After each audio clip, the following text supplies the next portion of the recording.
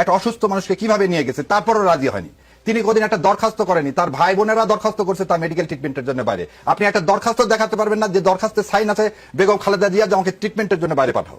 তিনি যেদিন 5 তারিখে যেদিন সন্ধ্যাবেলা মিটিং হলো, খালেদা জিয়াকে একবার বলছে আমার মুক্তির জন্য ব্যবস্থা করো, সারা দেশ বলছে তিনি আপসীর নীতি, তাকে পুরস্কৃত করো, যে সন্তানের চেয়ে দেশকে ভালোবাসছে। আপনি সেই তাকে নিয়ে আসতেছেন কার সাথে? একটা ফ্যাসিবাদ, একটা মনস্টার, একটা দাসী স্লেভ এবং ভারতের মুখ্যমন্ত্রী, তার সাথে তুলনা করতেছেন। এই দেশকে অপমান করা, দেশনেত্রীকে অপমান করা। শেখ হাসিনা মৃত্যুদণ্ড মাথায় নিয়ে ভারতে সজীব ওয়াজেদ জয়ের বিরুদ্ধে আজ গ্রেফতারি পরোয়ানা জারি হয়েছে, তিনিও দেশে নাই। মানে আর কয়েক ঘন্টা পরে 4 জনের কেউই দেশে থাকবেন না। -4 বলতে যে তথ্যের কথা বোঝানো হয় সেটা না হলেও 4 জনের কেউই আর দেশে থাকছেন না। দেশে আছেন কেবল জামায়াতের 3বারের আমির ডাক্তার শফিকুর রহমান। বিষয়টি কেমন লাগছে জামায়াতে ইসলামীর? প্রথমে আপনার এই -4 আমার বিরাট আপত্তি। Hasina is a dead body, Joy never own this country. তার মার মতো, তার নানার মতো একটা বিশ্বাসঘাতক।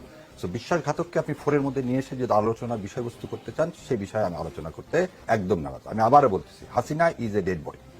হাসিনা নিজের দাফন, নিজের কাফন ইচ্ছা মতো তার শ্বশুর বাড়ি ইন্ডিয়াতে চলে গেছে। আপনি তাকে আবার নিয়ে আসতেছেন কেন? রাজনীতিতে তাকে কেন আপনি একটা পার্ট করতে চাচ্ছেন? ওর বাবার মৃত্যুর সময় একটা লোক রাস্তায় নামেনি, আর জিয়াউর রহমান যখন মারা যায় তখন মানিক মেহবিনীতে লোক জায়গা দেওয়া যায়নি। রাজনৈতিক অপমৃত্যুকে আপনি আবার যদি -4 বলে নিয়ে আসার চেষ্টা করেন, আর জয় হচ্ছে একটা লুটেরা যোদ্ধা। কোনদিন একটা লুটেরাকে